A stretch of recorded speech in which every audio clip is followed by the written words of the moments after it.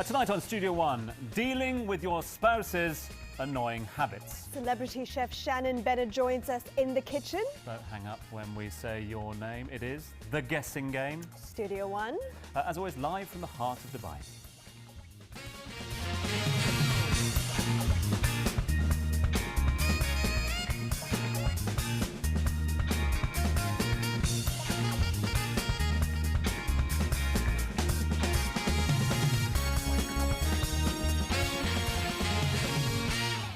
Hello and welcome to another edition of Studio One. Tonight we find out how to forgive our partners for those annoying habits. Not sure how that's going to go. You know, the ones that drive us, well, absolutely insanely mad. Plus, it's day 3 of the guessing game. Getting intense? Well, tonight's contestant is called Sonia, and hopefully they will stay on the line tonight, unlike last night, remember? Well, hopefully they'll do better than the person last night. They didn't score many, did they? That's for sure. Before we go any further, though, let's get to today's Studio One news. Yes, indeed. Now, courtesy of Flash, we're giving you and a friend a chance to meet Welsh pop legend Tom Jones at his upcoming concert in Abu Dhabi this Thursday. Plus, we'll chuck in a one-night stay and a signed album too. You're getting more into Tom Jones at the moment? Different songs so every excited. day? You're going to be down, I believe. I'll be there, don't you worry about that. It's your last chance to enter. And all you have to do is tweet the following message. It's really simple. I'm going to meet at Real Sir Tom Jones. Thanks. No, not thanks. At Real Sir Tom Jones. Thanks. To Studio One Live. Hashtag Studio One Live. Hashtag Studio One Live. Nice simple one to remember that. Then email your contact details and Twitter handle to studio1@dmi.ae. Basically, all those details are on the page now. The winner will be announced tomorrow night, round about here. Good luck if you're taking part. Now, in the kitchen this evening, we are very lucky to have one of Australia's hottest culinary talents, author of several best-selling cookbooks, winner of multiple awards, and chef at some of Melbourne's most acclaimed venues. So I'd like to welcome to Dubai and to our humble Studio One kitchen, Shannon Bennett. Shannon, welcome to the show. Thank you. Thank you so much for coming down. It's an absolute pleasure. Now, I was just going through your profile, and I mean, it's remarkable, isn't it? Because you have won awards and worked at restaurants that I cannot even pronounce. Well, yeah, I actually didn't know how to pronounce them until I went and worked in France for a year. But look, Australia's a really unique place at the moment, and Melbourne's a really unique culinary destination. And it's come in leaps and bounds in the last 13 years or so. Okay, so chef, author, restaurateur. Now, at the moment, you're busy with your world tour. Tell us what brings you to Dubai. Well, I'm actually here for Miele. Miele's launched a new range of home appliances, and we basically have got the largest launch in their history, and it's called the new Gen 6000 range. I'm here as... What would that be? Well, the new Generation 6000 is basically an upgrade of all the interfaces on most appliances with Miele. And for instance, on the new ovens, we've got pretty much the same screens as what you'd find on an iPhone, for instance. Is it similar to the plasma we have over there? Very similar, very, very touch. You know, the latest technology means these days that everyone wants to just touch a screen and things happen. But the technology behind that is really interesting in terms of now when you cook and you roast, you even add little bits of steam into what you do. Shannon, we are very excited to have you in our kitchen. That fish looks, I'm sure that it's going to be cooked to the core in a bit, and we're really excited to try that one. But for now, lots of prizes to be won this week, and here's what's up for grabs. Studio One gives you the chance to win amazing prizes. This week, you could win an energizing ritual from Maven Spa, beauty products from OPI and Un Natural, nail goodies from Sally Hansen, an ultimate adventure package for 4 at Wadi Adventure in Al Ain, and our star prize, a 2,000 dirhams voucher for the Eye Clinic at Oasis Centre, Dubai. But to win, you've got to play. For your chance to join us playing live on the show, simply email your name and mobile number to studio1@dmi.ae. Good luck. Looking forward to that. Shannon's sea bass to come a little later on. Corey on the burners as well. So we'll be catching up with them later on this evening. Now, I really should leave the studio right about now because are you sick and tired of your spouse's annoying habits? Oh, I am. Do you feel pushed to the giddy limits day on day by your snoring, scratching, picking, tidying, cleaning up, whinging, well then, you must be wondering, why, oh why, oh why are wives so irritating? Tom, don't forget you do have to go back home tonight after the show. Well, here to help us understand how best to deal with annoying habits of both sexes, our relationship counselor Maha Nasrallah and relationship and personal coach Maria Chatilla. Ladies, welcome to the show. I'm so glad that it's women power over here, more girls than guys over here. It's so, not fair, all right? Yeah, you better be careful. I'll have to call reserves in the kitchen shortly. I had your wife on speed dial. Right, ladies, I mean, this is one of the most discussed subjects online and in magazines and everything. I mean, you meet your soulmate, you fall in love, you get engaged, everything looks beautiful, and even the little imperfections seem petty at the time. But once you're married, living under the same roof, having shared responsibilities, you do get to learn your partner's habits a little more, some of which might really get under your skin. What are some of the most frequent issues that spouses complain about, Maha? Well, first, I really want to say that it's very rare for couples to really hate each other or want to split up just because of some annoying habits. Usually there's a deeper issue going on, and so they start to get annoyed by small habits because of an underlying issue. So if they complain about, let's say the wife complains that her husband comes home from work and spends a lot of time on the computer or on the phone, it's not about the computer or the phone.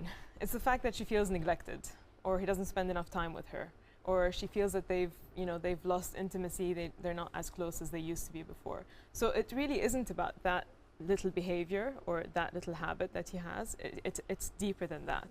Other things like a husband complaining that that his wife checks his phone or calls him often, or so this jealousy kind of behavior.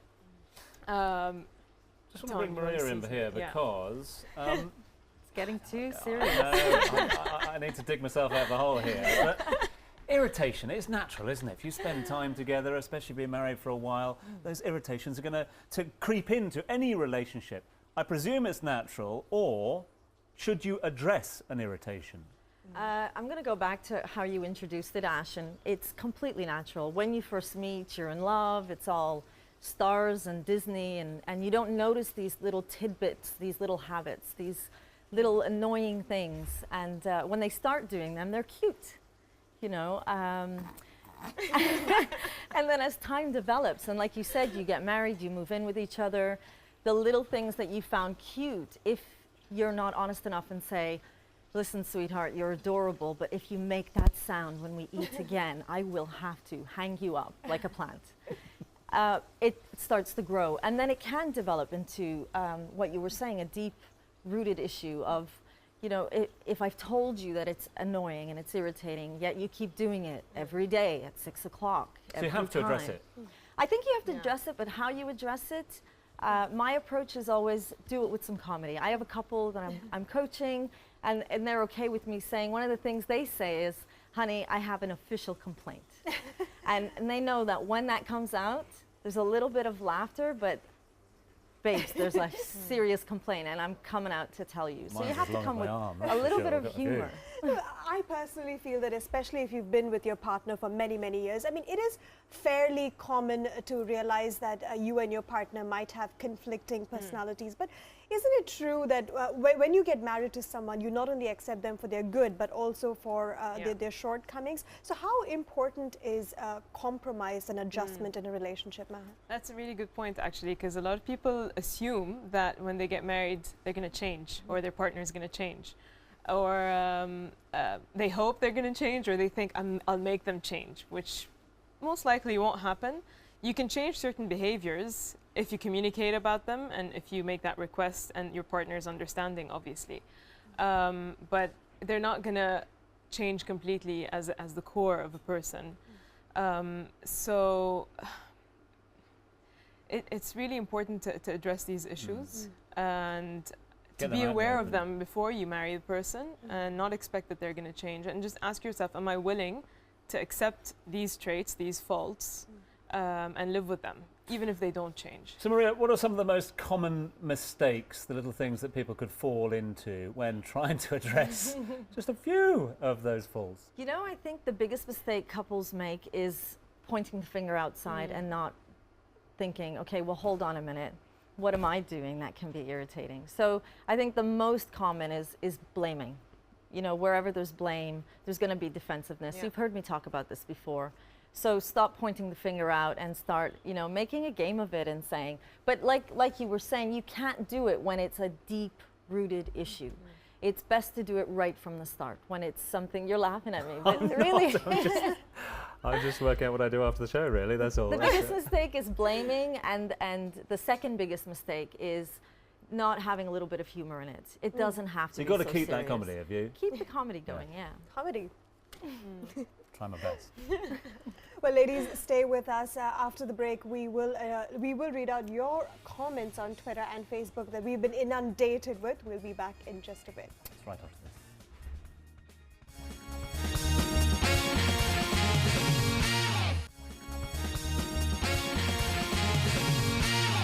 Hey there, welcome back to Studio One, where we are chatting about how irritating you are to your husband, or your wife for that matter, and that's why I've been relegated over to the information screen at the moment. The girls are over there, we'll have more from those shortly. Keep your thoughts coming in via Facebook and Twitter. Some good comments coming through from Twitter. Daniel, kudos to you, thank you very much. I think this is a great one.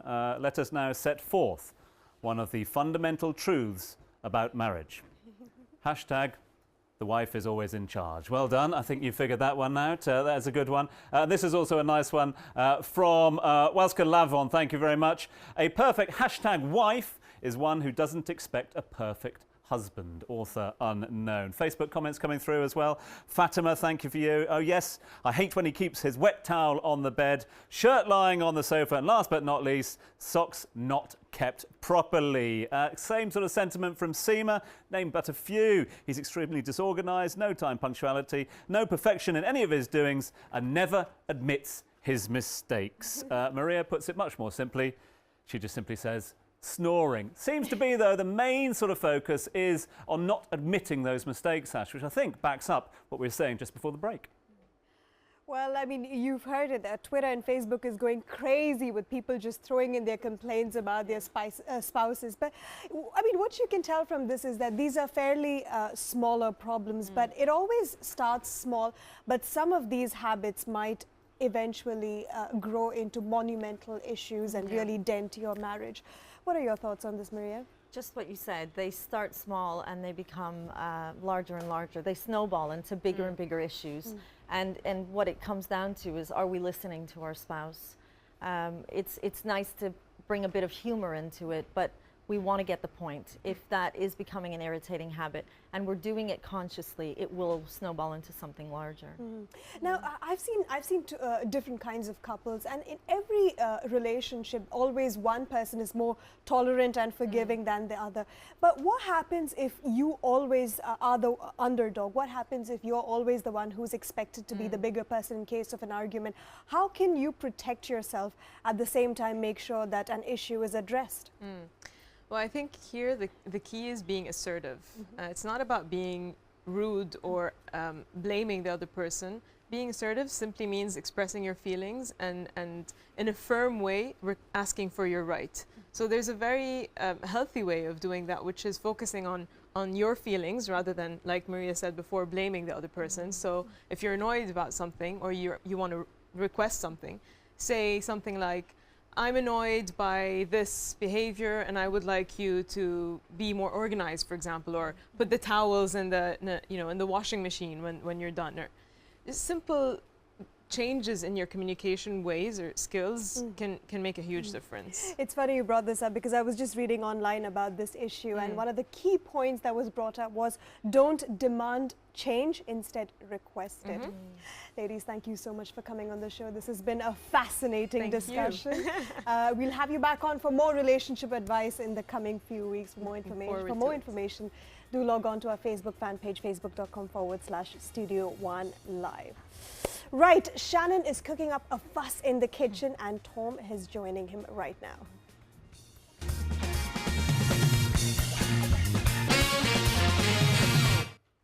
much indeed, Ash. Yes, I've sought a little solace over here in the kitchen with some male friends, that's for sure, after all that ear bashing over there. We have the tour de force, the team from Vue de Monde, the hottest property in Melbourne with us. Shannon Bennett and Corey's on the pots and pans as well. Thank you so much for being with us. Pleasure, Tom. Pleasure. Talk me through, before we go any further, this beautiful fish in front of us. Well, we've got some beautiful Mediterranean sea bass here. And we've got a philosophy in Melbourne about our fish that we always catch it with a hook and a line, that's it. Okay. And then we use a method called ikejime, which is brain spiking, which for a lot of people out there would probably think it's a bit weird. But it's actually a really traditional Japanese method where pretty much brain spiking the fish as soon as it comes up to the boat, pretty much renders the fish instantly dead. Okay. And that's really important because like any animal or anything like that, they don't need to suffer stress. Oh, right. So it's the most humane And that reflects way. in the actual meat itself and the taste, Definitely, is it? definitely. Some people might actually have tasted fish with a slight metallic taste in Yeah. it. Well, that's actually the stress enzyme being released into the fish. And so that eliminates that. So with the whole focus on sustainability the world over, even in the waters off the UAE here at the moment, this is important lessons to be learned. Totally agree. And talking of lessons that are learned, so just talk us through quickly what Corey's doing in the pan at the moment. Okay, so Corey's got some sea bass fillets, and we haven't used the belly side. So you get that bloodline in the fish. Yeah. Always try to use the higher side of the fish, because that's obviously the most consistent part to cook. Okay. In an oven environment, if we had a Miele oven here, we would actually be using. Next time. Yeah, I next promise. time. No, we'll sort that out. Well, next time we'd actually we'd use Moisture Plus, which is basically when you roast now, you add a little bit of moisture as you're cooking. And it only takes about 3 minutes to cook. Okay. Yeah. So it's just a couple of minutes in there. Then what we've got is wild nettles. Now, in Australia, we've got nettles everywhere. Introduced weed. Yes. And to get our revenge from when they give you that little I itchy know. sting. They you were know the them? curse of our boyhoods, weren't they? Yes. Our childhoods. Yes. Straight into the nettle bush. Well, all you do is basically boil them up. Right. And then puree them.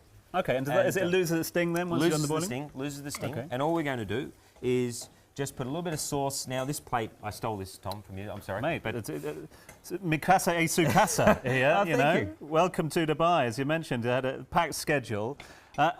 Talk to me about presentation, because you're all about, a lot of your restaurants, a lot of your eateries have very good high-class design. You've won awards for that. Is the environment as important as what's on the plate? Definitely. Is it? Definitely. Well, restaurant, I believe, wherever you are in the world, you should look at the plate, you should look at the environment and know where you are. Right. I used to be a huge lover of just going to restaurants around the world and sort of trying to replicate what was going on around the world. But that's not what travel is about. And Right. you know, when you're traveling the world, you get to see so much, and you want to know a bit of story on the plate. Okay. And so here we've got wild nettles sauce, a little bit of garlic that's just been cooked down, peeled cloves of garlic Right. that have been cooked down in some butter, very, For very about slowly. 1.5 minutes, chef, just to let you know, give you Okay. the timing. Okay? All right, this is like MasterChef now. This is so we've That's got. right, you're not going to get voted off, that's for sure. You sure? So a couple of little pieces of garlic that have been cooked. That's been for about an hour. We've cooked that garlic down. Okay. Okay. And then what we've got here is the finished product of a grilled prawn. Right. That is also from the Mediterranean. Yep. Now I've just kept the head on that too. We're just going to put that just sort of leaning across. And time-wise, how long's that been grilling for? For about 2 minutes. 2 minutes is Yeah, what you need, I yeah? don't overcook them. I mean, actually in Australia, I don't want to use the cliche, but we actually use them on the barbie, on the barbie. So, you know, you get that lovely sort of charcoal sort of smell and stuff. So then what we've got here is a smoked fish sauce. So we've used the bones of the sea bass, and we've actually just smoked them and then made a very, very simple stock out of the smoked bones, and then a little bit of creme fraiche. Wow. Squeeze the lemon juice, and then just and buzz it up. So that's been given a buzz. Yep, and then just a little bit around, and then I'm going to finish with some herbs. There's a very interesting herb that I've got here. I want you to try this herb. That there is... This one here? Yes. Okay, and straight in. now it's Gone for the biggest one, yes, again. It's in what we call oyster leaf. So do you get the taste of oyster on that? Wow, that is absolutely divine. A little bit of what we call beach sorrel on here as well. I can't try this on my own, so let's get Ash over to try this beautiful dish. And so all those leaves, that's just adding that little bit of colour at the end. Yep, and little finish as well to the dish. So, I mean, it's the most important thing for me is less is more when you're cooking. So there's only really 4 ingredients there. You've got the smoked sauce, you've got the nettle puree, and then you've got the sea bass, which has been cooked very simply, and then the prawn on the barbie. Let's so see to if I speak. can grab a little fork Now, down here. Shannon, I believe that you hosted a huge media dinner last night, and you mentioned a little earlier that you are always inspired by your travel, and that reflects in your cooking. What have you learned from Dubai? Anything special? Well, I'll tell you what, I mean, the local food, like last night I went to go to a little Palestinian place to eat, which was sensational. You know, there's other places here like Ravi, which, of you know. course. And so for me, going under the skin of Dubai, where we all know about its glamour, but the great little small places is what I've discovered this time. Is it okay to break this up? Yeah, of course. You sure? You don't Yeah, want to yeah, ruin yeah. it. It's so And pretty. you mentioned travel a lot, so all of these, so many of these things, you're sort of garnering new ideas, new tastes on your travels to put on the plate. Yeah, and refine them into Australian cuisine. I mean, what Yummy. I'd love to do, along with a lot of other chefs, next time you come to Australia, we'd love to be able to tell you what Australian food is in one sentence, which is a bit difficult at the moment. Yeah, You know, but you're we've got working on that. Yeah. Well, I That can is tell you that in one sentence. I can tell you that in one word, yeah. Absolutely delicious. delicious. Thank Wonderful you. stuff. Thank you. Shannon, thank you very much. Corey as well, bless you. Thanks Thank for you, guys. cooking that up for us. Thanks to all the team from Melee as well for bringing these guys to town. They've been on a tough schedule, but do come back soon, please, will you? Thanks, Tom. That'd be great to have you Thank guys you. here, and you. we'll polish that off shortly. I think you can find that recipe, you can find the ingredients, all the bits and pieces on our Facebook page. Just get yourself on there, facebook.com/Studio One Live. Right, we're off for a short break. When we come back, it's time for... The guessing game. Guess what? Right after this.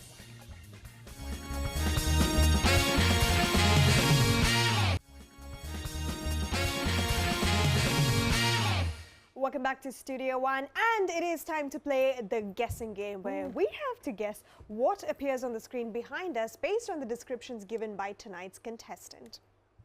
That's the idea, at least. Sonia should be on the line at the moment. She's on line 1. Good evening, Sonia. Hello. How are you doing? Fine, thank you. How are you? We're very well. Are you confident?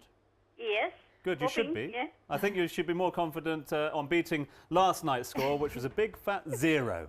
So you should be doing 3 points is the score you need to beat. The rules are fairly straightforward. You describe, we guess, and you could win. So good luck, and I think we can make it cheat-free here in the studio. Ahmed, would you mind turning down the monitors over there? Turn the monitors off at the back so we can't see anything. And Okay. Ready? I think so. Ready? All right, Sonia, are you ready to play? Yes, I am. Okay, you have 60 seconds, and your time starts now. Okay. Describe away. What's the first one? Sonia, what's the first picture? First one is a practice of skill. Dance. A practice of skill. Propelling arrows with the use of a bow. Archery. Very good. Thank you. Next one. A water car of any size designed to travel on water. A what? Four-letter word. A subamphibious military vehicle. No. A Okay. four-letter word. What's it? Describe it again, sorry. Give us another clue. A water car of any size designed to travel on water. A paper boat. Pedalo? It's just a one-letter, a four-letter word. Oh, it's a rowing boat. Give us a clue. Just tell us what it is. You can use, some people use it for fishing, some people use it for leisure. It's a boat. Oh, very good. Finally. Okay, I said paper boat. Okay, whatever. All right, Sonia, well played. You got 2 right. She got 2 right, didn't she? I think so, yeah, but we'll have to have a look back at that. There might be a steward's inquiry on that one. You tried very hard, and I think we said boat along the way. Yeah, so we did. you might be credited with another. Sonia, thank you very much indeed to you.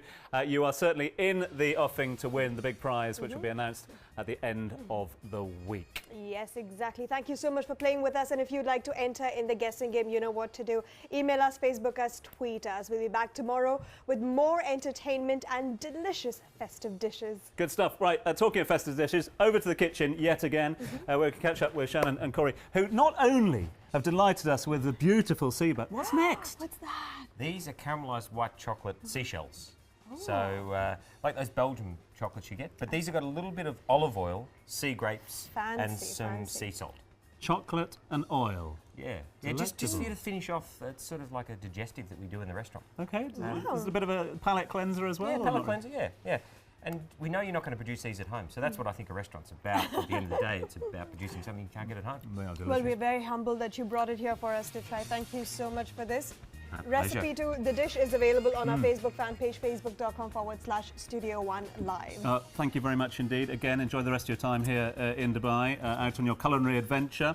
Lots in the pipeline at the moment, books, restaurants, more to expect from Shannon? Well, there's a book out of all of this travel I'm doing. So Oh, really? That's coming out next year. And yeah, look, and a little bit of time at home is always pretty good with the family. So Why didn't you tell us before the show? We would have made more of an impression, eh? You know, look at that. Thank you again. Thanks to you, thanks to Corey, thanks to all the team from Voudemont and all the team at Miele as well. Right, you said that, but we'll be back tomorrow. We know exactly what's going on, so I think just remains to say... Have a good night. Good night.